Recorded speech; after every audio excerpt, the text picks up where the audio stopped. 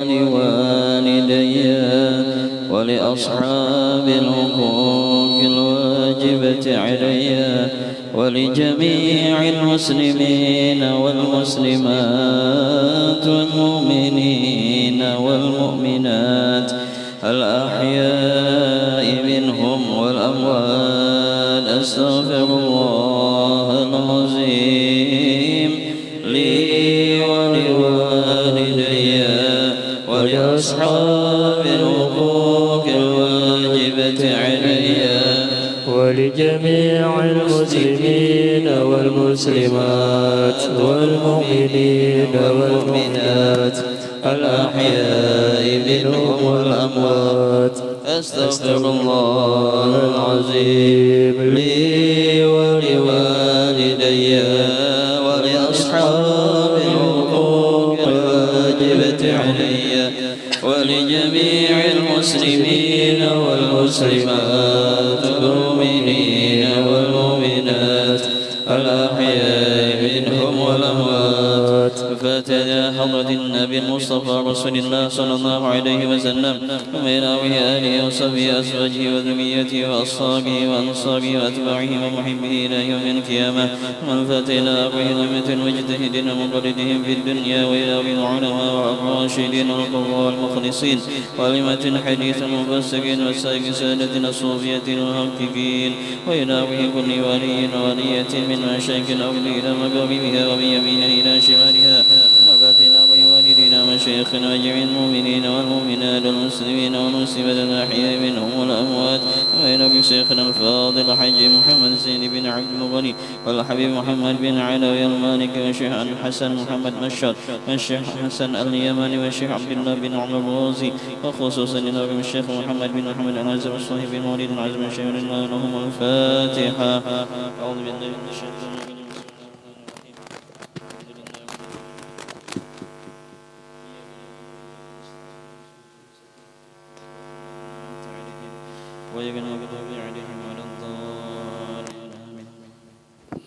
يا رب صل على محمد يا رب صل عليه وسلم. يا رب صل على محمد يا رب صل عليه وسلم.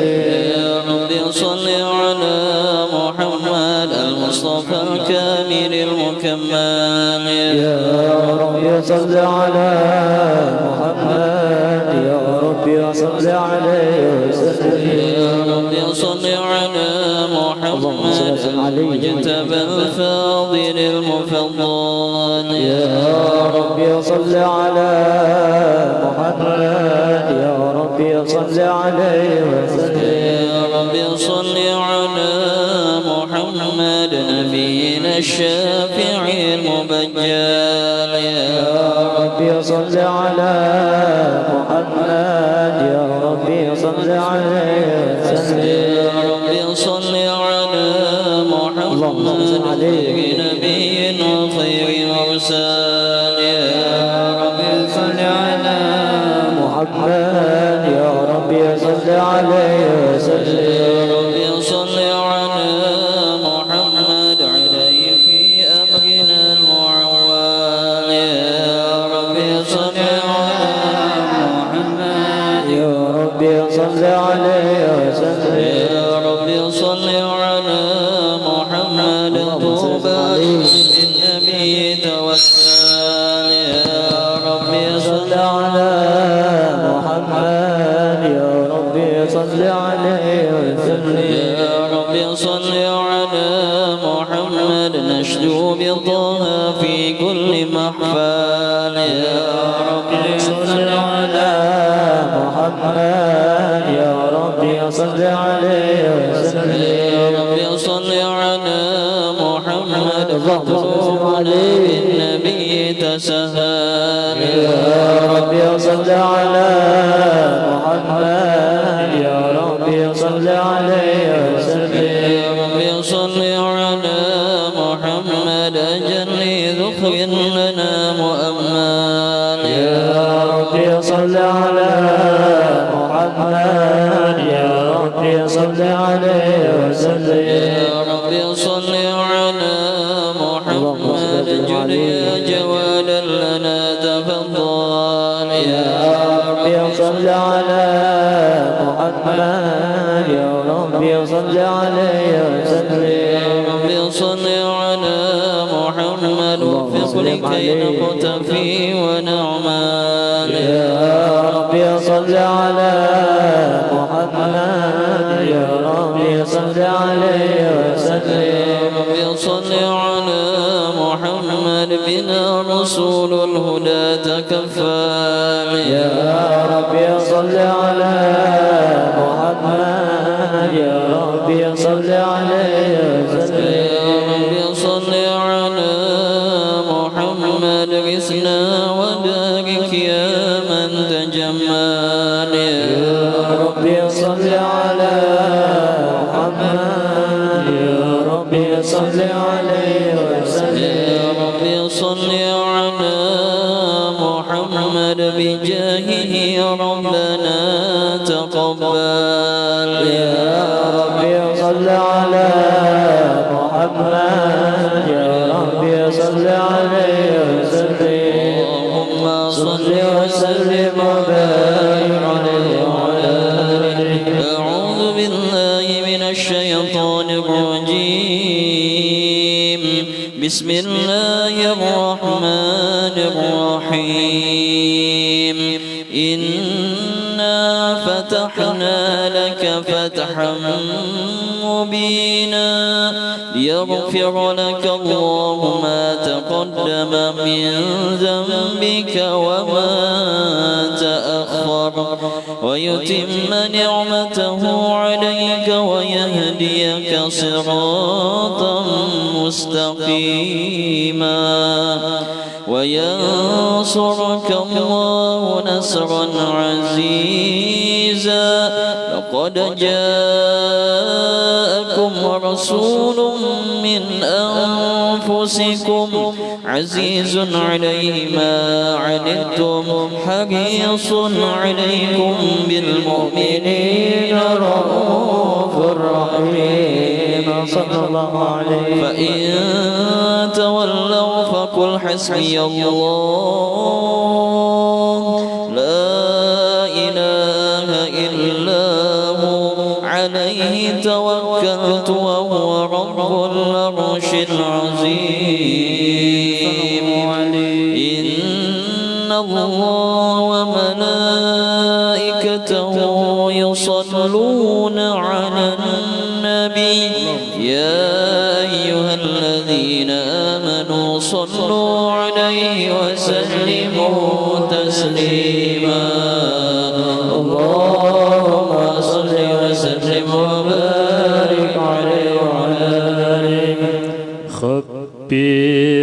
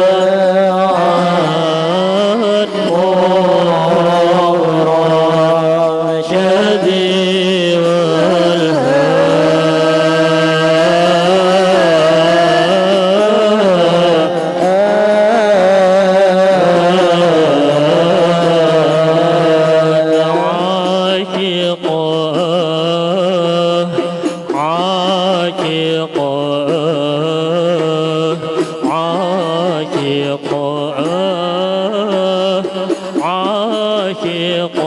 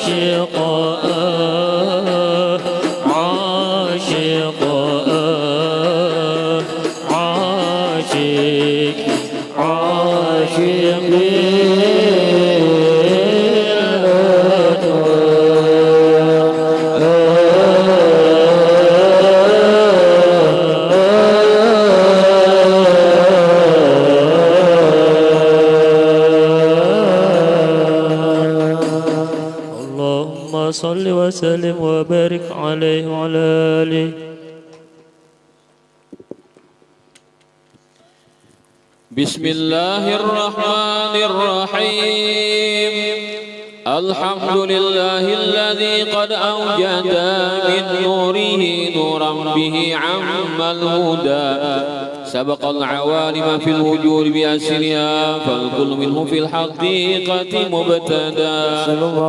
أعني بذلك نور من ساد الورى، وسكت عناصره الشريفة محمدا. المصطفى خير الخلائق من سما، وعلى فلك السيادة سودنا. صلى عليه وسلم مولاه مع آل له والصحب ما نجم بدا. هو رحمة للعالمين ونعمة فاضت على كل البرية بالندى. هذا وأرجو الله من إفضاله عونا على نظم لمولد أحمد، كي تنعش الأرواح عند سماعه وتخلد الأسماع درا نضدا. يا رب اغفر بصلاة ترجعه وبمعنى سلامتك سرمدا. اللهم صل وسلم وبارك عليه وعلى آله. اعلم بأن الله قدر سابقا تكوينه هذا الجناب المفردا، إذ قال جل لقبضة من نوره كوني بقدرتنا الحبيب محمدا. وهو الحبيب المجتبى قدما كما قد صح هذا بالدليل وأسندا، وعليه في الأسل النبوة أبرغت ولنا به المولى المعظم أسعدا. وبوجه آدم لح هذا النور إذ خرت ملائكة المهيمن سجادا، ولسائر الأصلاب منه نقل حتى استقر بوالديه وأبدا. وحمل الله من السفاه أصوله وعلوا به شرفا أثيلا أمجدا. ولوالديه الرب قد أحيا كما قد جاد بالحديث وأيدا، قد آمن حقا به فاستوجبا كل النجاة وبالجنان تخلدا. فهما يقينا ناجيا ومن يقل بخلاف هذا السبيل وأبعدا، وكذا جميع أصوله مأواه دار النعيم كما رواه من اهتدى. يا رب اعتق بالصلاة ضريحه وعلم عليه سلامتك سرمدا. اللهم صل وسلم وبارك عليه وعلى آله. برسول الله والبدوي ورجالهم من بني علوي، سلكوا في المنهج النبوي. برسول الله والبدوي، برسول الله والبدوي ورجالهم من بني علوي، سلكوا في منهج النبوي. برسول الله والبدوي. رب إني قد مددت يدي منك أرجو فايض المدد. رب إني قد مددت يدي منك أرجو فايض المدد. فاغثني أنت معتمدي، فاغثني أنت معتمدي. برسول الله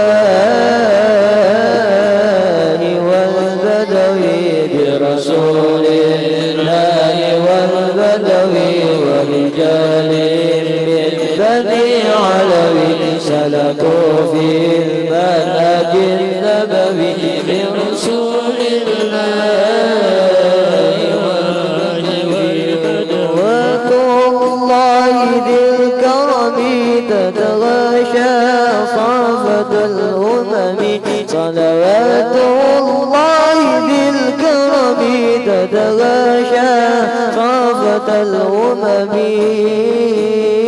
ما سر الرب إلى الحرم ما سر الرب إلى الحرم برسول الله والبدوي برسول الله والبدوي ورجال بالبدي علوي سلكوا في المنهج النبوي برسول الله والبدوي وعلى آل النبي الكرماء وعلى أصحابه العلماء وعلى آل النبي الكرماء وعلى أصحابه العلماء وعلى أتباعه الحكماء وعلى أتباعه الحكماء برسول الله والبدوي برسول الله والبدوي ورجاله بالبدي علوي سلكوا في منهج النبوي برسول الله والبدوي ربي إني قد مددت يدي منك أرجو فايض المدد ربي إني قد مددت يدي منك أرجو فايض المدد فاغثني أنت معتمدي فاغثني أنت معتمدي برسول الله والبدوي برسول الله والبدوي ورجاله بالبدي علوي سلكوا في منهج النبوي برسول الله والبدوي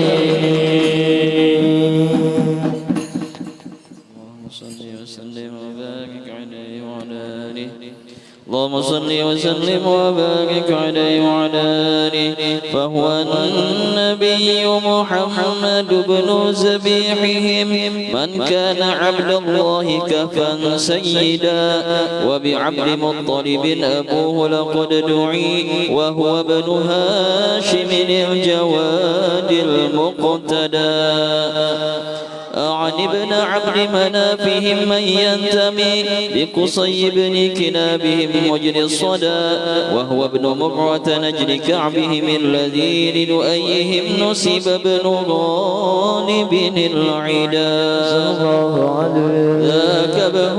ذاك ابن فهر من أبوه مالك قد كان حصنا للأنام ومعضدا السيد ابن النضر مفرد عصره من بالنضارة والجمال تفردا هذا هو ابن كنانة بن خزيمة من بالفخار سما وفاق الفرقدا وهو ابن مدركة بن إلياس الذي في صلبه سمع النبي موحدا يعزى إلى مضر هو ابن نزارهم أعني به ابن معدهم من أرشدا وهو ابن عدنان الإمام المنتقى من بالذبيح له انتساب أكدا هذا هو النسب الذي اتفقوا عليه ومن يخذ من بعد خالف واعتدى وإليه قد كان المشفع ينتهي ويكذب النساب مهما عددا وهو الذي فرض علينا حفظه، وكذاك كل مكلف قد وحدا. أكرم به نسبا بعقد نظامه، وعلى مفاخره الوجود تخلدا. يا رب عطف بالصلاة ضريحه عليه السلام ذاتك سرمدا. اللهم صل وسلم وبارك عليه وعلى آله. هذا ولولا أن أراد إلهنا إظهاره السر المصون الأسعدا، اختص آمنة الرضا أما له ولها به أما الهنا وتأبدا. حملا بجوهر الشريف وما شقت ثقلا ولا وهنا بها طول المدى، وهواتف الرحمن قد هتفت بها، وبسائر الأكوان قد سمع النداء. وتقول يا بشراك قد نلت المنى، وحملت خير المرسلين الأمجدا. وبليلة الحمل المعظم فتحت جنات فردوس وطابت موردا. والملك والملكوت فيها عطرا، والأنس وافى والسرور تجددا. وبعامها قد عم خزب في الورى، من بعد جد للبرية أجهدا. وتباشرت بالشرق والغرب الوحوش، وبالصفاء طير المسرة بردا. وأهيل الشرق أصبحت أصنامها منكوسة، وهوانها لن يجحدا. وبعام فتح لقبوا ذا العام، إذ كم من فتحات به لن تعهدا. وجميع أحبار روت أخباره، وزهى بها وجه الزمان توردا. وتقول حان ظهور بعد السعد من أفق العلا، لنرى الحبيب ونسعدا. في عامه كل النساء كرامة للمصطفى، حملت ذكور الرشدا. في عامه كل النساء كرامة للمصطفى، حملت ذكور الرشدا. ولكم به ظهرت عجائب جمة عنها، لقد ضاق النطاق تعددا. يا رب عطر بالصلاة ضريحه عليه السلام ذاتك سرمدا. اللهم صل وسلم وبارك عليه وعلى آله. ربي فانفعنا ببركتهم، واهدنا الحسنى بحرمتهم، وأمتنا في طريقتهم ومعافاتهم من الفتن. ربي فانفعنا ببركتهم، واهدنا الحسنى بحرمتهم، وأمتنا في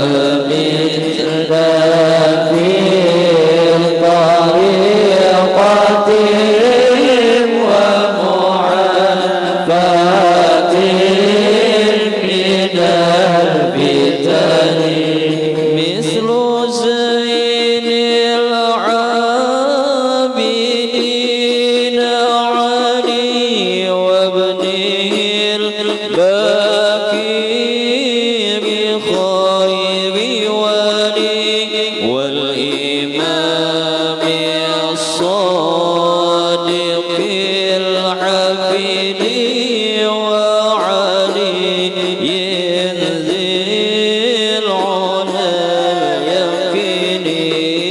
ربي فانفعنا ببركتهم ودنا الحسنى بحرمتهم ومتنا في طريقتهم ومعافاتهم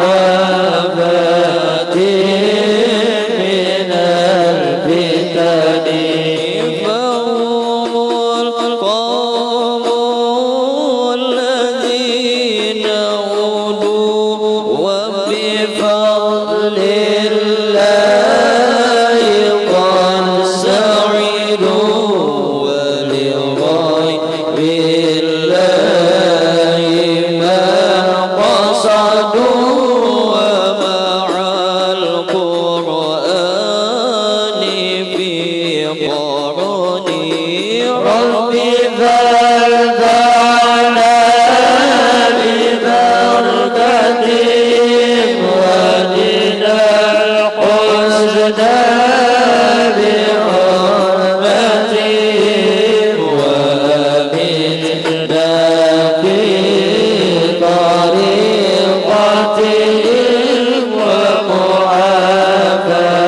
ومعافاتهم من الفتن أهل بيت المصطفى الطهري هم أمان الأرض فالذكر شبههم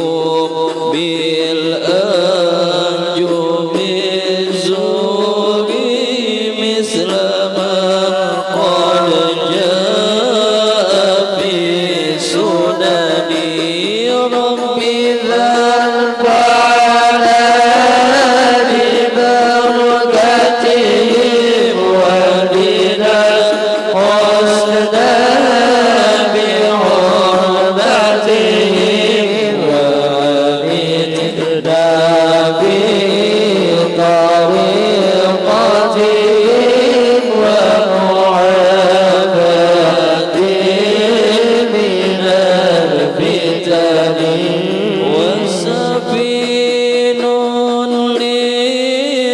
للنجاة إذا خفت من طوفان كل أذى فانجو فيها لا تكون كذا واعتصم بالله واستعيني ربي فانفعنا ببركتهم ودنا الحسنى بحرمتهم ومتنا في طريقتهم ومعافاتهم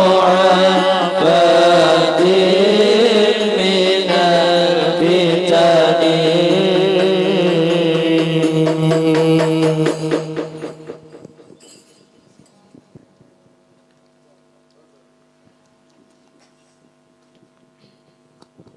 اللهم صل وسلم وبارك عليه وعلى آله من حمله لما مضى شهران قد وافى المنون وأبى النبي الأجودا لما مضى شهران قد وافى المنون أبى النبي الأجودا وبطيبة قد كان ذلك مذ أتى أخواله من أرض شام مسعدا وأقام فيها عندهم متوجعا شهرا سقيما صابرا متجلدا وضرحه قد أشرقت أنواره من ساره نال المنى والمقصدا ولدى تمام الحمل 9 أشهر عانت ولادة من أتانا مرشدا وتعرجت أرجاء هذا الكون من نفحاته وبدا الحبور مجددا وتنفست أنوار صبي طلوعه حتى غدا ليل الضلال مبددا ولأمي في الطلق جاءت مريم وكذاك آسية التي منحت هدى وأتى من الفردوس حور معهما ليكون تأنيسا لها وتوددا فهناك قد جاء المخاض فأبرز الشمس الهدى خير الأنام الأوحدا صلى الله على محمد صلى الله عليه وسلم صلى الله على محمد يا ربي يا ربي صل وسلم النبي يا حاضرين يا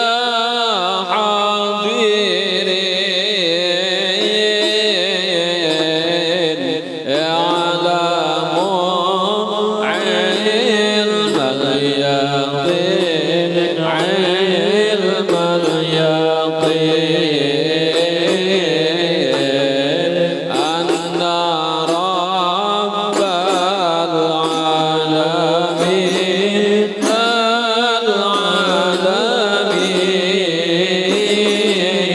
العالمين فرض الصلاة عليه صلى الله عليه مرحبا يا نور العين مرحبا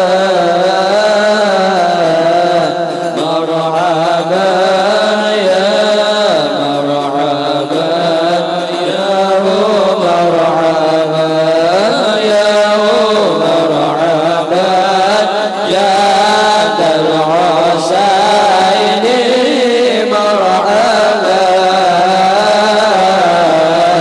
مرحبا يا مرحبا ألف مرحبا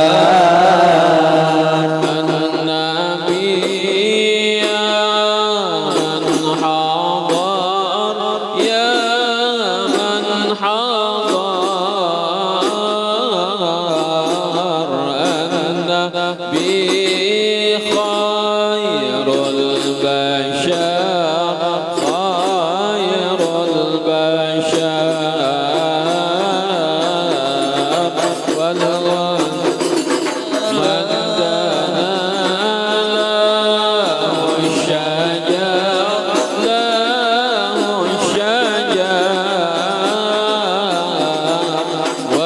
والغزال سلم عليه صلى الله عليه مرحبا يا نور العين مرحبا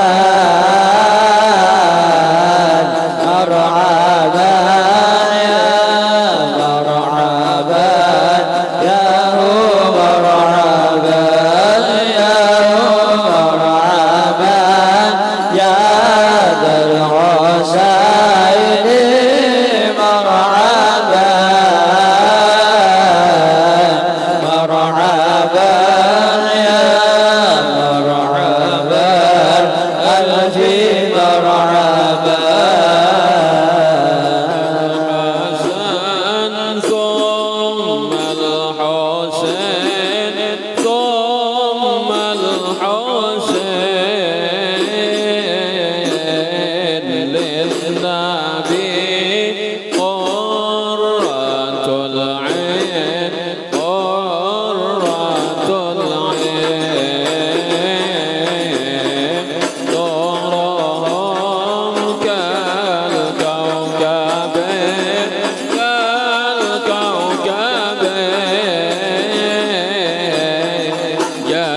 جدهم صلوا عليه صلى الله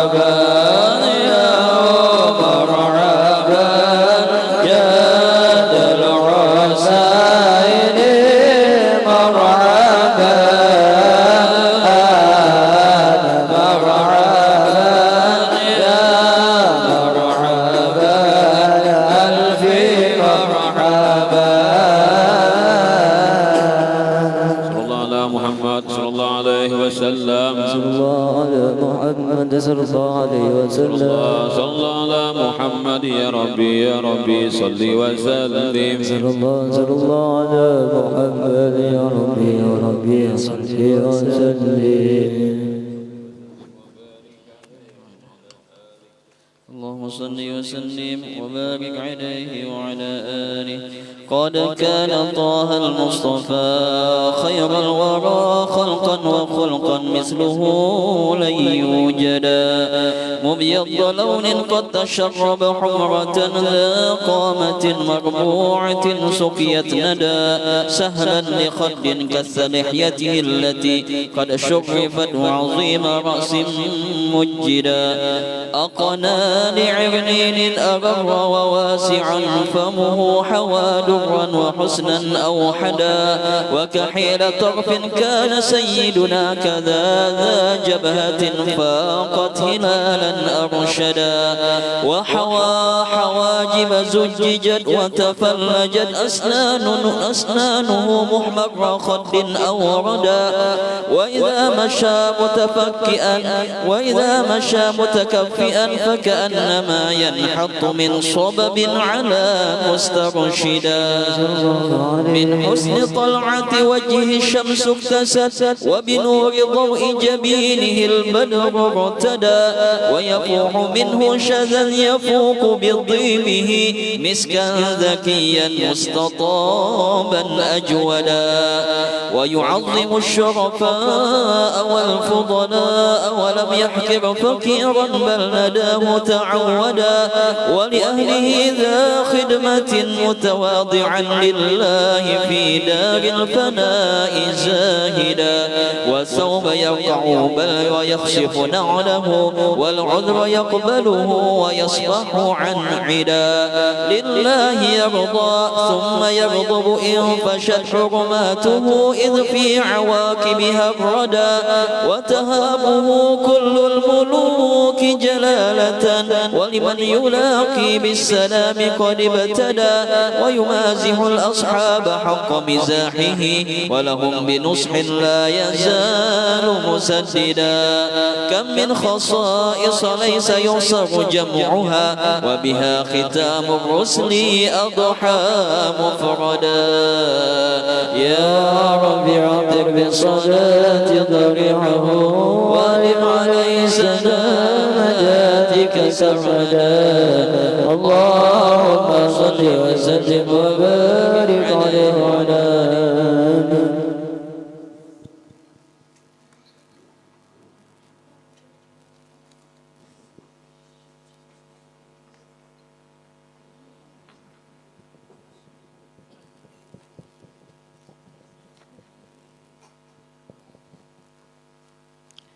بسم الله الرحمن الرحيم. السلام عليك يا رسول الله، السلام عليك يا أبا فاطمة، السلام عليك يا جد الحسن، السلام عليك يا جد الحسين، السلام عليك يا جد زينب، السلام عليك يا سيدة فاطمة بنت رسول الله، السلام عليك يا أم الحسن، السلام عليك يا أم الحسين، السلام عليك يا أم زينب، السلام عليك يا أم المؤمنين يا سيدة خديجة بنت خويلد، السلام عليك يا أم فاطمة، السلام عليك يا أم رسول الله، السلام عليك يا سيدة آمنة بنت وهب، السلام عليك يا أمير المؤمنين يا علي بن أبي طالب، السلام عليك يا أبا الحسن، السلام عليك يا أبا الحسين، السلام عليك يا أبا زينب، السلام عليكم يا أمة محمد في مشارق الأرض ومغاربها الأحياء منكم الأموات رحمة الله وبركاته.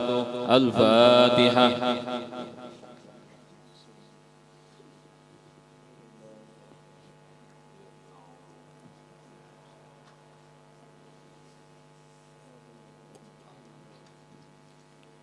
حمدا لمن توحد وتفرد. أشهد أن لا إله إلا الله وحده لا شريك له شهادة تدخلنا في زمرة من تعبد لله وسجد. وأشهد أن سيدنا محمد عبد رسوله وعبده ورسوله الذي جاء بالتوحيد لله استند.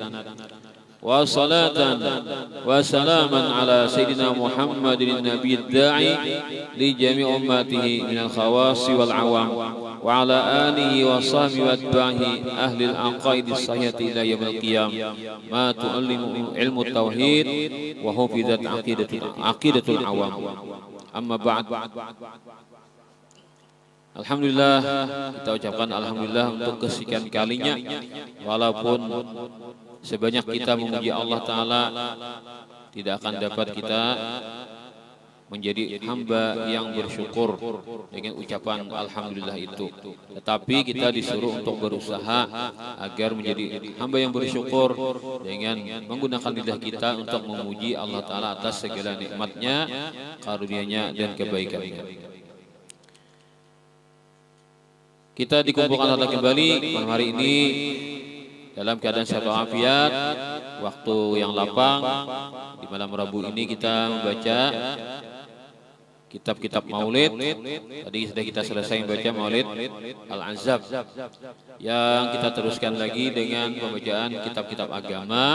Semoga ilmu yang selalu kita bicarakan ini, yang kita pelajari bersama ini, akan dijadikan Allah ilmu yang bermanfaat dan berberkat, hingga menjadi modal kita untuk beramal saleh, beribadah kepada Allah SWT, hingga hidup kita pun menjadi berberkah di dunia, di akhirat. Amin ya rabbal alamin. Kita akan meneruskan pelajaran tauhid kita. Sifat yang nomor 14 dalam hafalan kita adalah kaunu qadiran, artinya keadaannya yang kuasa. Maka lawannya adalah kaunuhu ajizan, artinya keadaannya yang lemah. Dalilnya ayat Al-Quran, dalil Al-Qurannya secara dalil nakli ngarannya, yang kadang-kadang dibantah lagi karena Al-Quran itu pasti benar, adalah ayat Al-Quran. Di antaranya adalah ayat Al-Quran adalah innallaha ala kulli syai'in qadir. Sesungguhnya Allah Ta'ala itu berkuasa atas segala sesuatu yang mungkin. Ini termasuk sifat ma'nawiyah. Adapun dalil akli, dalil akal kita untuk menyampaikan keyakinan kita bahwa Allah itu adalah zat yang maha kuasa. Zat yang maha kuasa itu adalah alam semesta ini. Pokoknya ngaran alam itu apa aja nalain pada Allah, baik diri kita sendiri ataupun yang di luar pada diri kita ini. Itu semuanya adalah alam. Kita pandang diri kita, nah maka diri kita ini apa saja yang terjadi pada diri kita ini, itu membuktikan Allah Maha Kuasa. Kita nang tahu lan hati kita tahu lan keadaan diri kita masing-masing. Ternyata kita kadang-kadang menguasai diri kita ini. Buktinya, misalnya kita nak guring, awalah mestiakan ikan guring berapa malam ini? Kalau mestiakan ada kawa, aku rencana malam ini guring pokok 9:30, misalnya kan. Imbah sini bulik langsung beli ke rumah, ada buat makan lagi, memberakat langsung kan, taruhi nasinya, langsung berebah guring jadi kawalah mestiakan. Kada kawa belum tan tuh siapa tahu berubah pikiran. Bulik juga ke rumah, ternyata ke rumah kada jadi guring. Nah, bahkan mengganggu kada jadi guring. Pokoknya kita kada kawa mengatur diri kita sendiri. Imbah tak guring pulang, kawa kah mestiakan di berapa bangun. Kada kawa juga. Nah, itu salah satu contoh. Banyak lain-lain lagi kita nih, banyak merancang ini dan itu. Padahal merancang ada atas perbuatan kita sendiri. Ternyata kita kada kau mengabulkannya, kada kau melulusakannya. Apa yang kita rencanakan. Itu membuktikan ada yang menguasai kita. Kita ini dikuasai oleh orang lain. Siapa yang menguasai kita? Tidak lain adalah Allah Subhanahu wa Ta'ala. Nah, artinya yang menguasai berarti kita nih dikuasai Allah, berarti Allah Maha Kuasa karena mengatur kita ini dalam keseharian kita. Nah, tapi walaupun demikian, kada boleh kita bepasti dan bepas. Ada gitunya bepasti dan bepas rah. Nah, bepasti kada boleh, bepas rah kada boleh. Bila orang bepasti itu namanya kada percaya dengan Allah Maha Kuasa, atau bahasa lainnya kada percaya dengan qadar, tidak percaya dengan takdir. Kada pasti kawa aku bila ini kawa aku. Nah, itu kada percaya takdir, ngarannya aliran qadariyah. Itu sesat, menyesatkan. Nah, pokoknya nya tuh mempunyai anggapan manusia harus bekerja. Bila bekerja akan memberikan hasil. Wah, itu. Mari kita kencangkan otot. Mari kita semangat. Kita ubah hari esok untuk menjadi lebih baik dari sekarang. Wah, pasti benar. Siap semua saudara-saudara siap. Mari kita angkat tangan semuanya. Semangat. Kata gis kayo kawa to kan nang sadetik na akan datang gen belum tentu kau matur apalagi nang isok hari itu sangat cakah bener ngarannya lo kan tages pak iyanya bener lo kan kayak kawah lo kan matur lawan waktu matur lawan keadaan itu boleh gitulah pasti gitu kalau boleh kita harus menggunakan insyaallah. Kita berusaha, Allah akan menolong. Insya Allah berhasil. Itu caranya. Orang beriman itu pandirinya Ahlus Sunnah wal Jamaah itu pandir. Kita harus berusaha.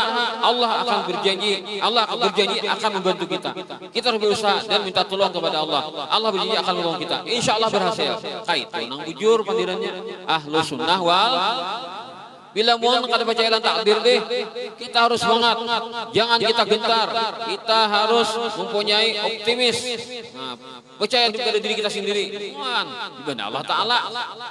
Mari kita ubah, kita song-song. Hari besok kita ubah untuk menjadi lebih baik dari sekarang. Tagis naya kawa itu ubah itu kata-kata itu sudah ketahuan. Napa ngarinya burinik itu ketahuan sudah napa nang di dalam banyu kan burinik napa ngene ini burinik gelem buai ini burinik kijing ya kan ini burinik buntal ya kan nah ketahuan ini burinik buntal itu tuh kita nih kan pandiran muntung kita kadang itu menggambarkan apa yang ada dalam hati orang yang kada percaya dengan takdir Tuhan dia seolah-olah pasti kayak kawah. Nah, jangan jawab jangan pasti, jangan jawab berpasrah. Nah, kenapa aku ini begawi lagi mensanyaannya Allah matur sudah. Kada awe aku bila kawa, bila kada itu matur sanyaannya. Guringnya aku lagi. Ada rezeki. Ada rezeki itu datang tuh. Lo kan punya rezeki itu datang tuh rezeki rusak. Kita aku mencari. Terbah aku. Saya datang ada rezeki kena. Wah, ini ngarannya Jabariyah ngarannya. Ada usaha lalu. Apa pasrah ada usaha lalu dapatnya nang banyu hujan no ne bagi kayak dia salahnya dah kok hujan dingin awak aja kan dapatnya hari panas so benawong nah dapatnya apa air hujan udah saling potha bila sudah masalah lapah-lapah boleh becari ngarajeng ikut bisa itu sorangan hujan Jabariyah gini nah kayak tagis nang pina pasrah harus Jabariyah gini kan. Berang aku aja ibadah sembahyang ada kah ibadah ada kah entah dari surga toh iya tuh Jabariyah yang gini. Nah itu walaupun bujur kan kayaknya bujur tapi inya meninggalkan syariat. Nang menyuruh berusaha siapa? Nang menyuruh begawi siapa? Allah Ta'ala. Kita di dunia ini disuruh menganggur. Wahai hamba-hamba kami beriman, jadilah kalian pengangguran. Ada ayatnya Quran itu. Ada dia nyuruh kita pengangguran. Kenapa? Wabtagu min fadlillah. Tapi syaratnya ibahakan dan wajib. Imbahkan lo gawian nang wajib itu nah hanyar wabtagu min fadlillah. Silakan kalian berpencar fantasyiru fil ardi, silakan kalian ke mana konyok situ wabtagu min fadlillah, cari karunia Allah. Napa karunia Allah? Rezeki nang halal di antaranya. Nah, nang menyuruh berusaha siapa? Allah juga. Nah, maha kuasa siapa? Allah juga. Jadi kita bila menyuruh berusaha Allah syariat katanya gawian luar. Tapi Allah Ta'ala maha kuasa, berarti usaha kita tuh kadang memberi jangan aku pang bisa berusaha, aku pang lihai, aku pang pintar, aku pang bisa matur, pas saya aku berhasil, iya kaderiyah tadi. Nah, itu bila cakah itu kaderiyah jadinya. Kada meyakini Tuhan menolongi, kada meyakini semua gerak-gerik itu Allah mengaturnya. Kadariyah adanya. Bila pulang pasrah, pasrah Tuhan naik menyaku ditulungi Tuhan. Awak tuh begiwi, bila aku kada ditulungi Tuhan kada begiwi. Bila jigiku sampai bila kada Jabariyah pulang. Kada menggunakan aturan Allah Taala itu syariat. Nah, hitungannya kada paasian. Bujur tauhidnya tadi meyakini Tuhan Maha Kuasa segala-galanya, kita kada ada bergerak sedikit pun, hanya Allah menggerakkan, mendiamkan. Bujur di pintangan hakikat, tapi luput karena dia tidak memakai syariat. Karena menyuruh berusaha Allah Taala juga. Nah, lalu dicari apa? Rezeki nang halal. Orang mencari nang halal tuh bapak halal. Turun ke paumaan, tulah ke padang, apalagi itu tulah ke sungai, atau bapak mencari iwak misalnya kan, apalagi itu ke pasar, ke toko misalnya, atau kunyuk-kunyuk jadi paman grip. Jadi paman grip gimana? Turun maghrib tetapi gripnya kan. Kunyuk oleh bokor karta kalau nih siannya nih. Buat tukang antar apa tak? Nah, apa taunya? Ujol kah? Ujol yang pulang lah, tuh ojek online kan artinya. Ada ini apa tukang atarkan pakai turang tuan. Itu kayaknya mencari nang halal kan. Begawi itu mencari nang halal. Nah mencari nang halal itu bilanya apa aja gerak-gerik kita di dunia begawi berusaha. Nah kita cari nang halal, caranya pun halal, cara bekerjanya halal. Kita berniat untuk mencari nang halal, maka kita turun tuh pahala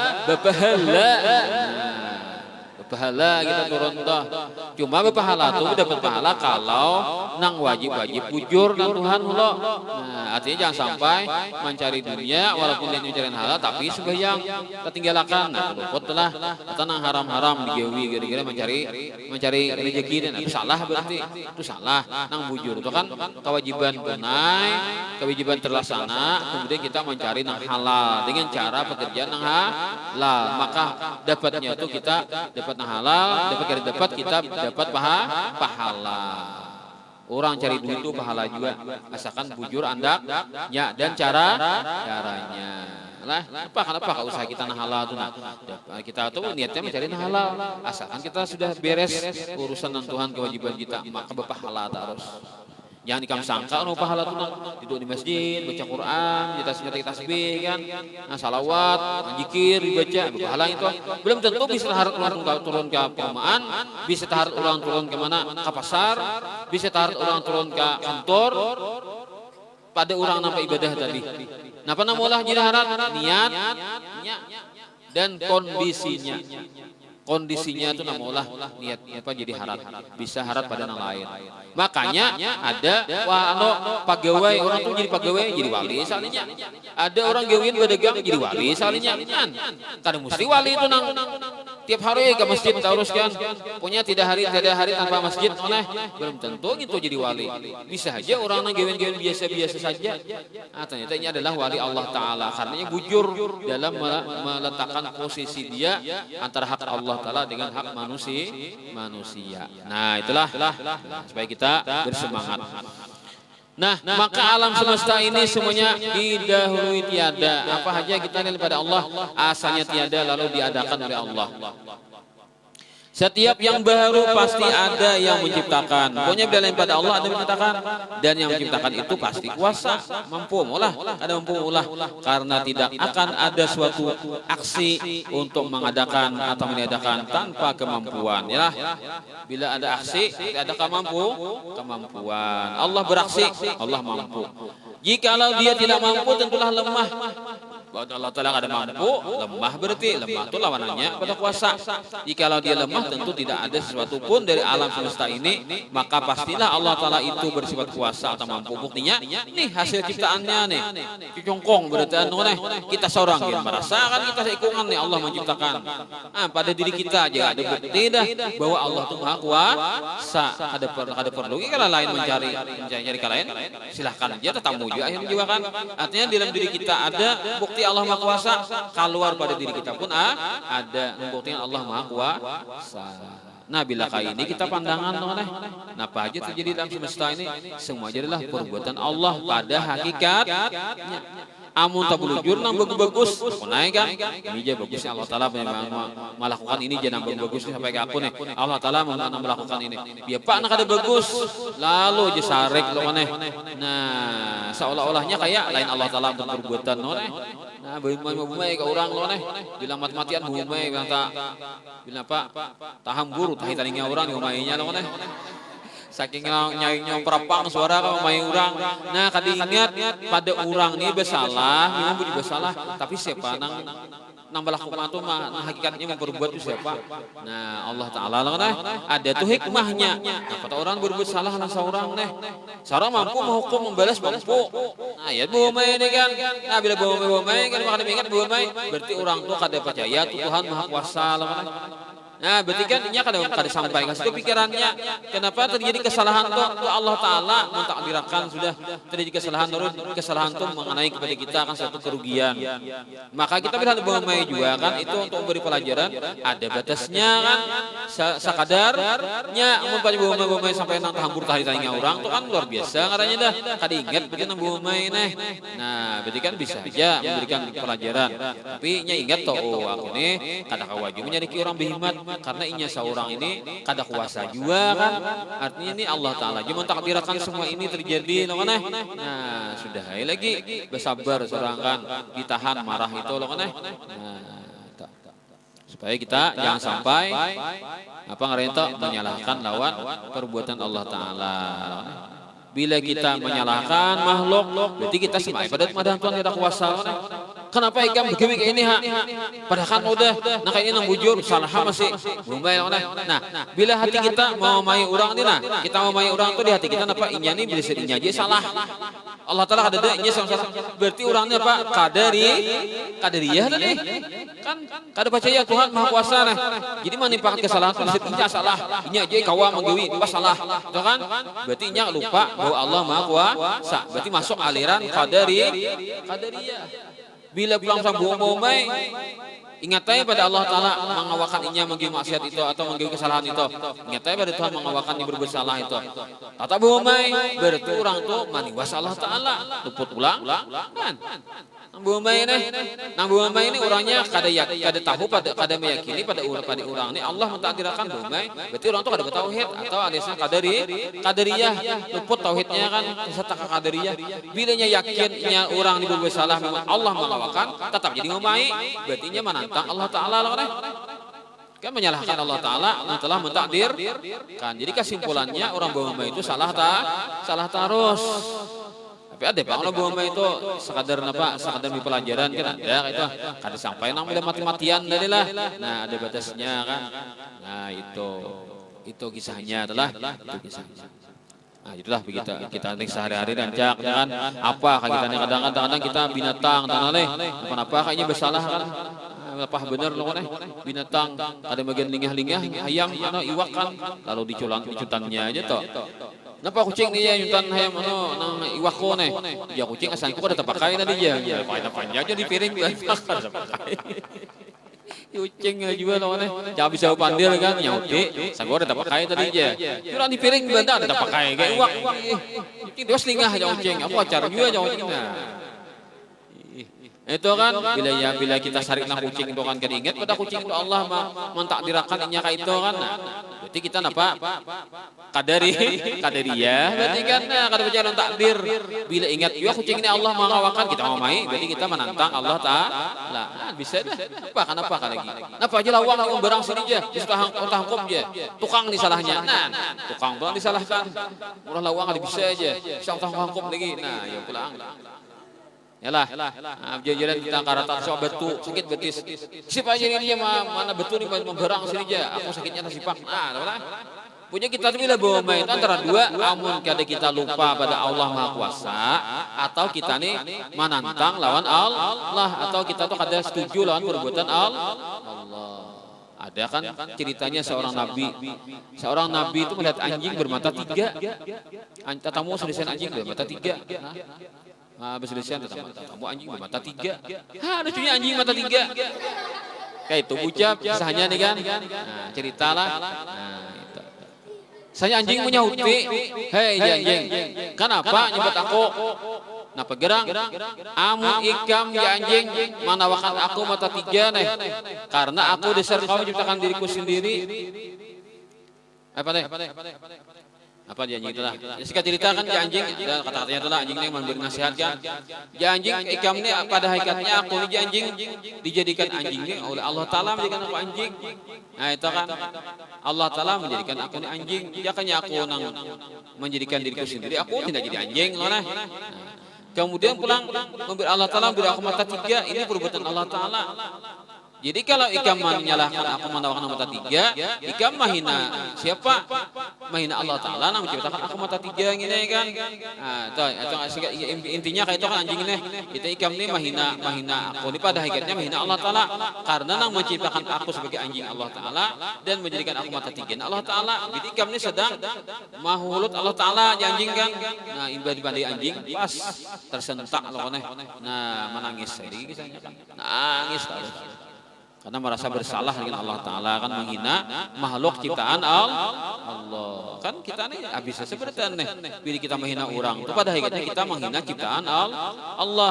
Bila menghina ciptaan Allah sama menghina Allah Ta'ala langsung loh nih.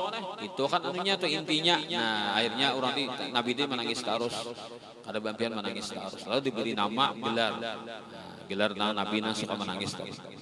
Tadi ceritanya lah, terus kata cerita tadi kita ambil hikmahnya, itu hikmahnya apa? Artinya bila kita tuh menghina makhluk Allah Taala itu pada hakikatnya adalah menghina Allah Taala juga, sama artinya kita menentang. Jadi kita jangan sampai menyepelekan atau menghinakan makhluk Allah Taala, karena pada hakikatnya kita menghina Allah yang menciptakannya. Kemudian Allah Ta'ala menciptakan kita sebagai umat Nabi SAW ini. Allah Maha Kuasa. Allah ciptakan umat yang umat muda, kita jujur umat mana? Bukan umatan mana? Nah, umatan itu kan bila dikancang. Ah kancang holo, karena bila lepas banu pulang, bahkan dulu pulang, nah umatan bang. Kemudian kita jadi umat umujuran umat Muhammad nah, apa istimewanya? Rasulullah bersabda sa'altullah, aku minta kepada Allah. Amun Nabi ini minta pasti dikabulkan Tuhan. Itu Nabi itu bila minta bisa Tuhan. Kita minta, bilang kadang-kadang kak sudah minta kan, minta berabah minta, dia kabul kan. Nah, karena permintaan kita nih, terkadang kita minta tuh kita kada pintar loh nih, kita tuh minta tuh kada pintar loh nih. Allah tahu namanya cucok kita, lalu kada diberi, nang kita pintar gitu. Padahal ada harap begitu diberi Tuhan kita. Kadang diberi itu ada hakon nih, diberi itu ada hakon kan. Padahal orang beri yang kedua tuh harap begitu. Tamsil kita leh, urang tulak apa diberi orang Palampung, dakon, kok duit aja, belanja karena jadi sampai sana, jadi sampai ke pulau sana belanja sampai banyaknya karena Palampung aja kan jebus kan diberi dakon, membuang apa Palampung loh nih. Aku duitnya bisa aja, Palampung bagiannya, Palampung jebus harganya 100.000, aku busai mau ibu yang naik, hasilnya Palampung diberi, nah, itu kan.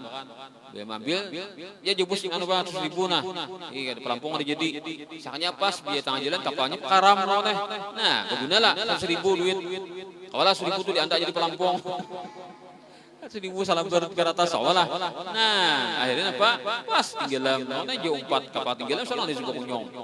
Tapi kalau nya Palampung ada kan, gini ke hikmahnya, aku neta duit tadi, kada beri bos di Palampung deh, sekalinya Palampung gue selamat nih, orang apa lah hanyutan deh orang tinggilaman, seorang masih kau bertahan. Nah, ini datang tim sarnya nih menghubungi pak helikopter kan, tamsilnya nih. Itu kan artinya terkadang kita tuh kan Tuhan tuh minta kita kada pintar, kita pintar tuh kada pas. Allah Taala kan tahu ini pas nah bisa bidikan apa mintaannya nih. Biding ini aja. Nah, maka nampak biding Tuhan itu adalah lebih baik daripada kita pinta. Kalau Nabi Muhammad itu bila minta ini pintar, bisa pas anaknya diminta sidin itu dikabulkan Tuhan. Nabi itu dia minta ada pas. Karena Nabi itu selalu dibimbing Allah sehingga apa nanti ucap bingung sidin itu pas harus permintaannya. Nah, kenapa Nabi Nabi? Aku minta kepada Allah ya Rasulullah sallallahu alaihi wasallam, Allah tayyajtamya ummati 'ala dhalalah. Jangan sampai umatku ini berkumpul atas kesesatan. Kita ini berkumpul kan bercerai kami ini. Berkumpul. Nah kita baca apa tadi? Maulid Nabi loh kan, salawat ya kan, bilang kita bilang baca kitab. Nah, kita berkumpul, sesatkah kita nih? Kada loh kan, jangan sampai berkumpul dengan kesesatan. Nah, memang kita ini kumpulannya masih sedikit lah. Tapi kalau kita kumpulkan pula artinya kita samakan lawan yang lain-lain umat Nabi Muhammad nih. Acaranya kayak ini tuh bang lah, Maulid kan, baca kitab, Maulid, agama. Banyak yang gawing ini kan. Umat Nabi Muhammad ini berapa persen yang gawing kayak ini? Nah, berarti kita ini berkumpul pada akhirnya dalam kelompok yang mayoritas ilmunya kayak ini kan, buku kita muridnya kayak ini kita baca. Nah, bacanya sama kita di dunia Islam ini. Nah, maka ini jaminan Allah, ini bukanlah gawean yang sesat. Itulah. Nah, tapi kalau nak salah di kumpul tapi salah. Nah, itu kan biasanya kumpulannya ada banyak. Ada banyak aja kumpulannya tah. Sedikit aja kan mantu bibitnya tuh sedikit aja kan ada mayoritas. Nah, itu berkumpul aja cuma sedikit aja kumpulannya. Ini berkumpul nang kelasnya nang banyak kumpulannya kan atau disatuakan tuh banyak benar sama kayak ini. Nah, maka dijamin ini kada sesat. Fa'ataniha, dan Allah memberikan, lalu Allah berikan kepadaku permintaanku itu. Wa sa'altu alla yudhira alaihim aduan fa'ataniha. Dan aku minta kepada Allah, jadi mana minta kepada Allah pula bahwa jangan sampai ada musuh nang kawa menguasai umat Nabi Muhammad ini. Allah beri juga. Walau kita sekarang ya Pak, nambah kuasa di dunia ini, menguasai dunia apa? Adalah orang-orang non-muslim atau orang-orang kafir, orang-orang yang kada percaya dengan Allah atau ingkar dengan Islam. Sekarang ini dunia ini, napa aja kan kita dengaran politik semua menguasai negara-negara nambah kuasa politik apa? Negara-negara non-muslim. Ekonomi semua menguasai yang paling tinggi ekonominya negara-negara non-muslim. Senjata yang paling harat apa? Buatan negara-negara non-muslim. Walaupun mereka itu menguasai segala-galanya, tapi mereka tidak dapat menguasai secara pasti kan terhadap umat Nabi Sallallahu Alaihi Wasallam. Walaupun mereka mempunyai bermacam-macam apa kehebatan, keunggulan, tapi mereka tidak bisa menguasai umat Nabi Sallallahu Alaihi Wasallam. Itu kan, itu kayak apa aja ada menguasai. Walaupun mereka dapat mengalahkan atau secara geratak kan mereka tuh harap pada kita kan, atau misalnya segala keunggulan mereka miliki itu harap pada yang kita miliki. Tapi pada hakikatnya mereka kadang kau menguasai kita. Kayak apakah politiknya itu haru-haru kan, mengacau-ngacau, itu pada akhirnya kadang menguasai. Ya kalau pecah belah itu bisa bang terjadi, kaum muslim itu pecah belah, tapi kada sampai kawat dikuasai mereka secara menyeluruh. Nah itu kan, jadi walaupun kita ini kalah sekarang ini kan, dari segi politik kita kalah dengan orang-orang muslim. Sekarang yang berpengaruh di dunia adalah negara-negara non muslim, pada hakikatnya mereka tidaklah menguasai kita. Tetap kita ini bebas dalam kita menjalankan agama kita sebagai orang muslim. Nah, kita walaupun kaipah kisahnya kan ancaman ini itu, dikhawatirkan ini itu, ternyata tetap aja kita sebagai orang Islam ini selalu diberi Tuhan pertolongan untuk mempertahankan keyakinan kita dan ibadah kita ini. Jadi Rasulullah pulang bersabda, la yajma'ullahu ummati ala dhalalah abadan. Tidak akan Allah kumpulkan umatku ini sama seliurnya nih atas kesesatan sabaratan. Pokoknya bila nangaran kesesatan tuh ada umat Muhammad menggawi kan, memang nangaran dosa-dosa tuh dosa besar harat itu umat Muhammad ada menggawi, tapi kada bacang kawa sabaratan kepangaruh. Nah, jadi sekelompok aja ada nenggawi kayak itu kan ada bagus nenggawi, nak ada bagus lah. Sekelompok itu aja tidak bisa menghabiskan sabarataan karena gawian yang ada baik tadi. Mustahil kan biasa kasarnya tuh. Umat yang hebat ini kompak mereka dalam melakukan kejelekan sama berarti menggawi itu. Bila ada yang gawi itu hanyalah segelintir atau persen yang sedikit daripada umat Nabi Sallallahu Alaihi Wasallam. Jadi kita jangan kanang itu loh nih, harus sedikit tapi napa seorang anak-anak naudzubillah min dzalik loh kan. Nah, kita menghindar jangan sampai karena hal-hal nang jelek-jelek itu. Kalau secara mayoritas atau secara kebanyakan kita akan bersama-sama mereka melakukan kejelekan itu. Kemudian Rasulullah bersabda, ikhtilafu ummati rahmatun. Perbedaan umatku itu menjadi kasih sayang Allah Ta'ala. Ya ada orang yang mengulut Kan ikhtilaf ummati rahmatun. Umatku jadi ketika mereka berbeda-beda itu menjadi kasih sayang Allah. Berarti berbalikannya toh ittifaq ummati nikmatun. Bila umatku bersatu aja sepakat berarti itu jadi bala musibah toh. Nah, ini kadang mengerti orang nih kan. Kadang muka itu pahamannya itu salah. Artinya ketika umat Nabi Muhammad ini berbeda-beda aja itu sudah menjadi rahmat Allah Taala. Apa nih kalau mereka bersatu kan? Begini harap lagi lah kayak di surga itu kan bersatu maka rahmat habis surga tuh surganya rahmat orangnya rahmat kan orangnya ada wujud kasih sayang Allah Taala nah, orang di surga itu kan nah itu di surga tuh ya kan umat muslim umat Islam umat Muhammad itu bersatu ibaratnya nggak ada berbeda lagi ya di surga luar biasa kan rahmatnya berkali-kali lipat kalau di dunia ini kan kenapa berbeda-beda umat Muhammad itu menjadi rahmatnya Nabi kenapa karena ketika berbeda-beda itu kan mereka berbeda-beda tapi semuanya benar. Maka ketika kada mampu empat yang ini, kau empat sebelahnya lah. Kada empat ini, empat sebelahnya pula. Seperti kita macam empat ini lah. Nah, Syafi'i, Maliki, Hanafi, Hambali kan. Nah, itu. Jadi kan orang kada empat ini, dicok di sini. Nah, itu menjadi rahmat Allah Taala sehingga Allah Taala ciptakan yang demikian. Umat-umat muslimin ini diberikan Tuhan mereka kemampuan berpikir, berijtihad, hasilnya mereka berbeda tapi semuanya dalam koridor cara yang benar. Itu satu pendapat. Ada yang mengatakan atau misalkan ikhtilaf ummati rahmatun adalah berbeda-beda profesi umatku itu menjadi rahmat. Coba kita sama berdagang. Siapa nonton jual beras? Yang muham. Ya kah? Atau kita beras-beras siapa nonton iwaknya pulang. Nah, mana? Seikong berdagang, seikong jual beras, seikong berhumah, seikong cari iwak, seikong tong olahan baju. Nah, itu kan kada sama lah profesi kita itu menjadi rahmat. Sehingga kita menjadi lengkap. Bila hendak menukar beras, di situ orang berjual beras kan. Hendak mencari lauknya di situ pulang orang jual lauknya kan. Hendak baju hanyar, pulang jual baju hanyar. Habis ya. Lain kan kita tuh profesi. Nah, ini itu semuanya berputar jadi dunia kita nih kan menjadi terus ada kan. Dengan adanya dunia kita ini akan ada terus lahir umat Nabi Muhammad. Amun nyampihan kita begawi dan begawinya sampai berdatang matian selesai. Ada dia ada generasi berikutnya loh kan. Gara-gara macam gawian itu lalu ada lahir pulang generasi-generasi nah akan dah sampai hari kiamat sehingga umat itu banyak terus kan?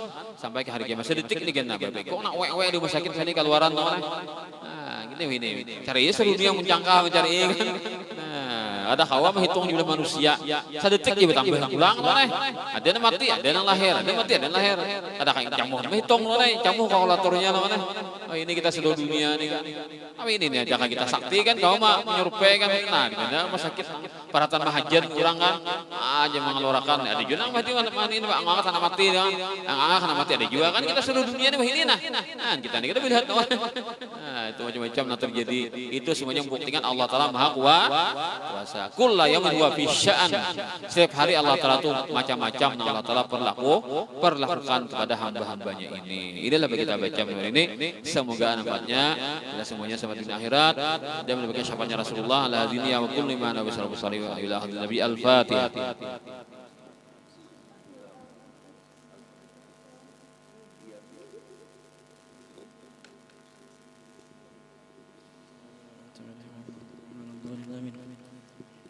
بسم الله الرحمن الرحيم الحمد لله رب العالمين اللهم صل وسلم على سيدنا مولانا محمد وعلى اله وصحبه اجمعين والهنا قد تم ما قمناه من نصب بمولده زاد متفردا فلنسال المولى المقدس ولنقل يا من اليه المنتهى والمبتدا ندعوك يا غوث العباد بجاهه كن في الخطوب لنا معينا منجدا وعلى عوائدك الحسان فاجرنا فالكل اضحى بالجميل معودا وبما نؤمل يا كريم فاجد لنا فضلا وكن بالجود منك مزودا وامن بصرف النفس عن شهواتها وافكك فؤادا في هواه تقيدا ومن الجرائم تب علينا واهدنا واغفر لكل ما جنى وتعمدا وامن بعافية لمرضانا وجد باللطف يا من بالمكارم عودا وبحلية الإيمان حل قلوبنا ولها بأنوار المعارف أسعدا وإلى سواك فلا تكلنا واسقنا غيثا مغيثا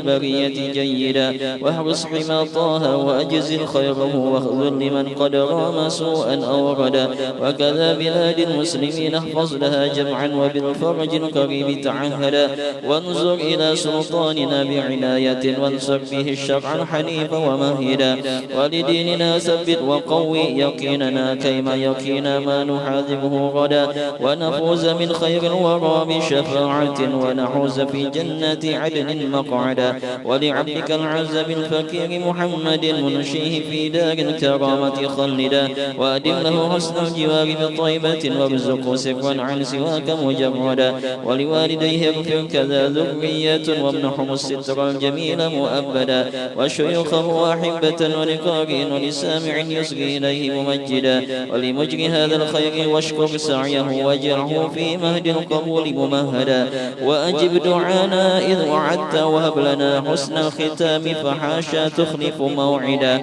وصلاة مولانا وتسليم على أزكى الشفيع للبرية قد هدى والآل والأصحاب ما هبت صبا فأمانة الغسن الرطيب الأملدا سبحان ربك رب العزة عما يصفون وسلام على المرسلين الحمد لله رب العالمين. الفاتحة.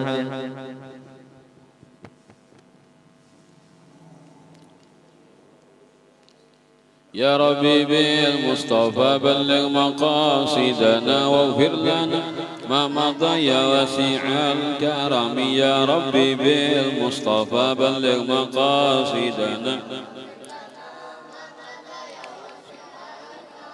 يا ربي بالمصطفى بلغ مقاصدنا واغفر لنا يا واسع الكرم. لخمسة نطفي بها حر وباء الحاطمة المصطفى والمرتضى وابنهما والفاطمة. لخمسة نطفي بها حر وباء الحاطمة المصطفى والمرتضى وابنهما والفاطمة. لخمسة نطفي بها حر وباء الحاطمة المصطفى والمرتضى وابنهما والفاطمة. تقبل الله منكم.